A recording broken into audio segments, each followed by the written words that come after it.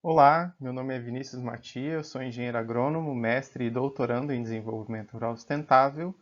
e vou apresentar para vocês o trabalho, o resumo intitulado Alterações propostas pelo Projeto de Lei 3292 de 2020 na redação dos dispositivos legais do PNAE.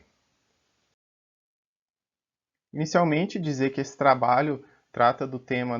do Programa Nacional de Alimentação Escolar, o PNAE, que é um programa bastante pioneiro e bastante representativo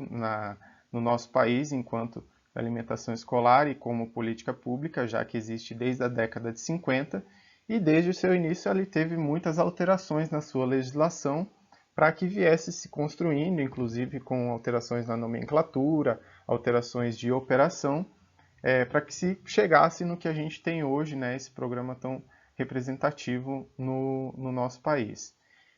Dessas alterações na legislação, uma bastante importante ocorreu em 2009, quando a Lei 11.947 foi promulgada. Essa lei principalmente visava,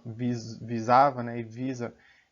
melhorar a qualidade da alimentação e nutricional dos alunos, mas também incluir a agricultura familiar como fornecedora de alimentos. Então, ela pode ser considerada uma lei, né, uma política pública que passou a ser promotora do desenvolvimento sustentável. Mas, dentro dessa ideia de alterações na legislação, e vieram tendo outras alterações no decorrer do tempo, inclusive depois de 2009, com lançamento de decretos, resoluções e instruções normativas. Porém, um projeto de lei de 2020, projeto de lei 3292, do deputado federal Major Vitor Hugo, está gerando algum debate, né, sobre a proposição de algumas alterações nessa legislação atual. Então, o objetivo desse resumo foi analisar as alterações propostas às redações de dispositivos na legislação atual, visando trazer esclarecimentos que possam contribuir para um melhor entendimento da proposta e seus possíveis impactos positivos e negativos. Faço um adendo aqui que esse projeto de lei ele tem tanto propostas de alteração na redação, quanto a proposta de inclusão de um artigo na legislação atual. Mas esse resumo focou em apresentar as propostas de alteração na redação da legislação atual. Para isso, né, essa pesquisa se enquadra então como uma pesquisa de objetivo explicativo e foram realizadas, né, as coletas de dados e de informações foram realizadas através de análise documental e análise de discurso, tanto em documentos legais quanto em pareceres e notas técnicas publicadas na internet, disponíveis, enfim, relativas a essa temática e a esse projeto de lei, além de análise de discurso na audiência pública realizada para debater esse projeto de lei e na votação na Câmara de Deputados, visto que esse projeto já foi aprovado na Câmara de Deputados e está seguindo para apreciação no Senado. Então, os dados foram qualitativos e secundários e trouxeram as informações para os resultados que vão ser apresentados agora. Então, a primeira das alterações propostas na redação do texto está na proposição no artigo 2, inciso 1º. Essa proposição é de adicionar o texto hábitos alimentares saudáveis e nutritivos, cuja elaboração contemple uma maior diversidade de alimentos, sendo reduzida a oferta de alimentos ultraprocessados. Essa alteração ela não foi bastante debatida, pelo que a gente identificou, tanto pelo autor ou por entidades que são favoráveis ao projeto, nem por entidades que são contrárias. Porém, a resolução 6 do FNDE, que é a mais atual sobre a operacionalização do PNAE, já traz que é proibida a oferta de alimentos ultraprocessados para crianças de até 3 anos de idade. Ela limita também em 20% os recursos que podem ser utilizados na compra de produtos processados e ultraprocessados e proíbe a aquisição de alimentos e bebidas ultraprocessadas específicas. Então, essa alteração, como não gerou muito debate e já está contido na resolução atual sobre o PNAE, ela parece não trazer nenhum prejuízo ou nenhum impacto em relação à legislação atual. Outra alteração proposta é no caput do artigo 12, onde insere, né, propõe inserir o texto sem excluir a possibilidade de se introduzirem paulatina e respeitosamente experiências gustativas que aumentem a qualidade do cardápio. Então, essa alteração também não foi grandemente debatida por ambas as partes, né, que analisam o projeto, nem contrárias nem favoráveis. E a resolução 6 também, que eu já citei, que é a mais atual, sobre o PENAI, deixa aberta a possibilidade de introdução de qualquer alimento novo ou alterações no cardápio, desde que sejam aplicados testes de aceitabilidade. Então, essa alteração proposta também não parece não causar impacto grande aí à legislação atual do PENAI. Outra ainda alteração proposta é no artigo 18,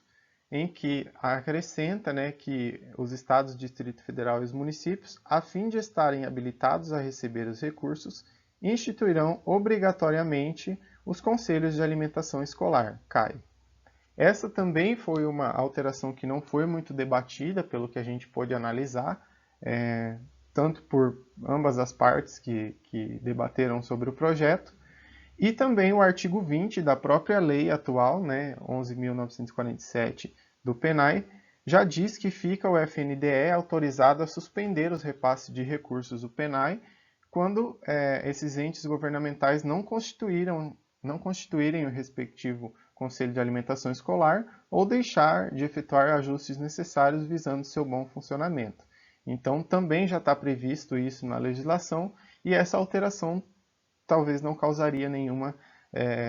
modificação significativa.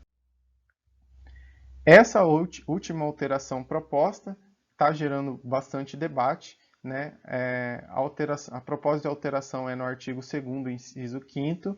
onde fala que os alimentos produzidos em âmbito local, preferencialmente pela agricultura familiar, empreendedores familiares rurais e pelas comunidades tradicionais indígenas e de remanescentes de quilombos, retirando o termo priorizando,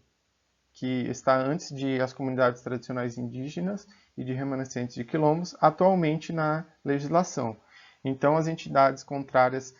estão questionando muito sobre isso, dizendo que irá tirar essa prioridade dessas comunidades tradicionais. Mas